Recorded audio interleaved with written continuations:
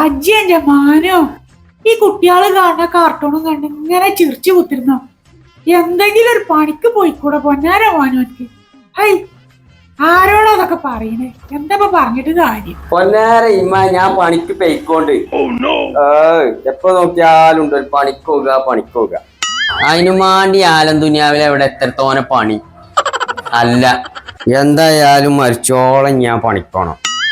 അതുകൊണ്ട് ഞാൻ കുറച്ച് ദിവസം ലീവാ ഉണ്ടാക്കി അവിടെ. അവിടെ കുത്തിരിക്ക്, എന്റെ വല്യപ്പയാണോ വരുന്നത്? നീ കിട്ടുന്ന വാങ്ങിക്കോ. ഹൈ, ഈ വല്യാപ്പയൊക്കെ വരാൻ കണ്ടൊരു നേരം മനസ്സന്റെ സുഖം പോയി. ഇനിയിപ്പോ ഇവിടുന്ന് നീച്ചും വേണ്ടി വരും. ഞാൻ നീച്ചു ലച്ച് വച്ച.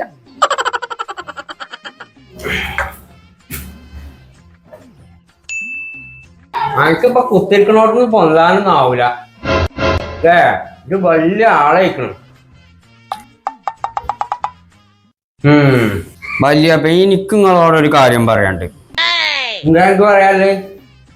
എന്താച്ചാ ഇങ്ങക്കുണ്ട് താടി, എനിക്കും വന്നിക്കണ താടി. അതിന് ഇനിയിപ്പോ ഞങ്ങൾ അങ്ങനെ കാണുമ്പോ എന്തിനാ നീച്ചിക്കണത്? അതിൻ്റെ ഒന്നും ആവശ്യമല്ല. ഇപ്പൊ വല്യപ്പാരും കുട്ടികളൊക്കെ കമ്പനിയായി നടക്കല. എല്ലായിടത്തും അങ്ങനെയാണ്.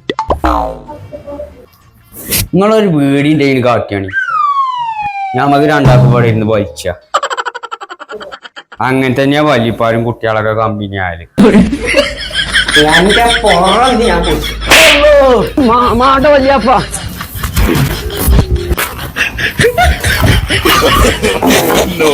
ഇങ്ങോട്ട്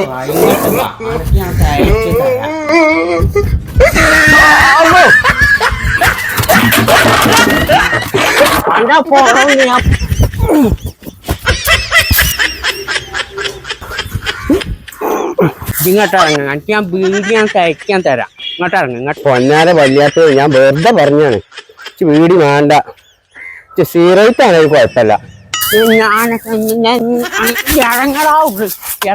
അല്ലോ കടിച്ച് ഈ പുളിർന്ന് വെച്ച് അല്ലോ തല്ലലി വല്യപ്പ തല്ലലി.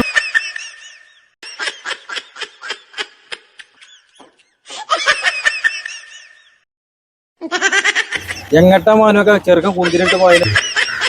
അതിന്റെ ഒന്നും ഭർത്താനം പറയണ്ട. വല്ലാത്തൊരു കാലസമ്മാനാണ്. പോയോ?